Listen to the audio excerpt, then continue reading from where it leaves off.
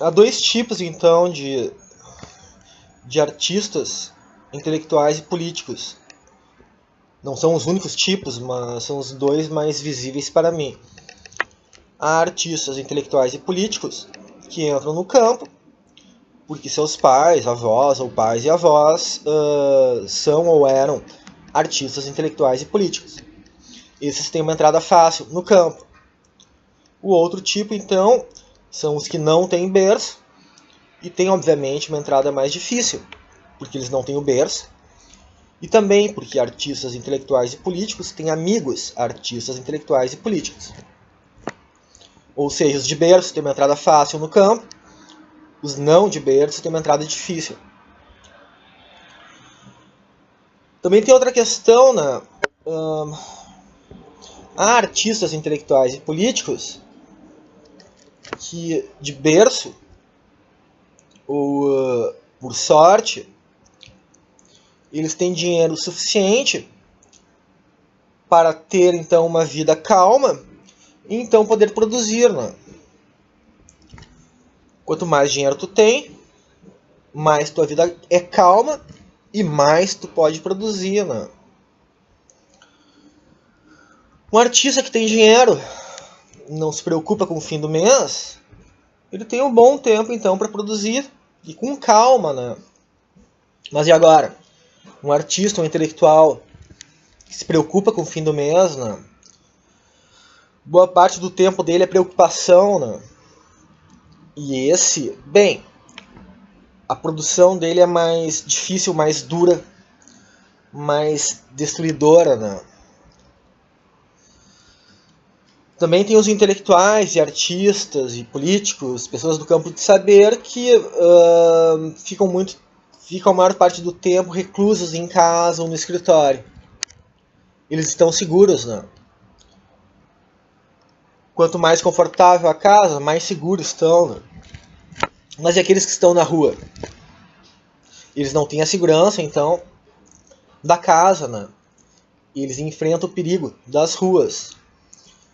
E se esse artista, se esse intelectual, ele não tem dinheiro e ele está na rua, ele não tem dinheiro para frequentar espaços seguros na cidade, ele está entre a marginalia, bem, ele vive uma vida de insegurança, né?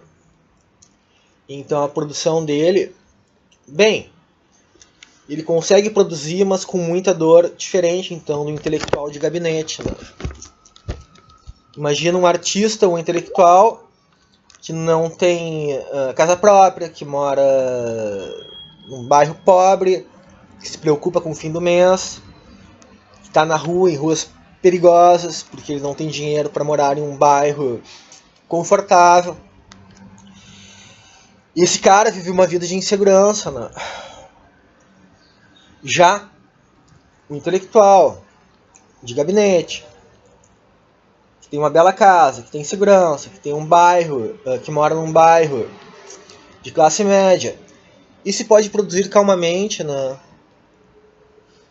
Sem medo. E, bem, e o outro sujeito, né, o artista pobre, então se ele produz, se ele consegue produzir, a produção dele, a produção é sempre dolorosa, né? A boa produção é dolorosa, que exige não rigidez, mas rigorosidade, né? Mas ele consegue ser rigoroso e consegue produzir, esse cara pobre da rua, se ele é rigoroso com a sua obra, se ele produz de forma rigorosa, e ainda mais ele se preocupa com a sua segurança financeira e a segurança do corpo, bem, a vida dele pode ser um tormento, sabe? Completamente diferente da vida, então, do intelectual de gabinete, que não se preocupa com o fim do mês, né? E a grande questão, a gente pega grandes autores, grandes artistas, né? Principalmente artistas, né? Literatos, artistas plásticos. Bem, na tradição romântica, os grandes da tradição romântica são pessoas fodidas, que não tinham berço, que viviam na pobreza, que viviam na marginalia, e mesmo assim produziam coisas maravilhosas. Era Bukowski, num barraco de papelão, com uma vela escrevendo. Completamente bêbado, de cachaça barata, né? Era Kerouac, sem grana, numa banheira, drogado de muita coisa, escrevendo 10 horas por dia, né? Rimbaud, pobre.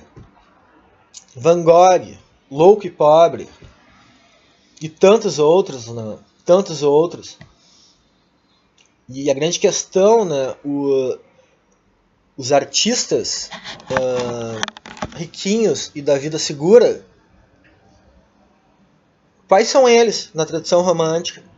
Não são, porque da tradição romântica, essa não é uma característica, mas é próprio do romântico, então, ser um fudido, né? Ter uma vida fudida e uma obra esplêndida. E ele só tem essa obra esplêndida porque teve uma vida fudida. Eu acho que essa é uma boa definição de romântico. É um cara fudido, mas que mesmo assim produz uma bela obra fudida.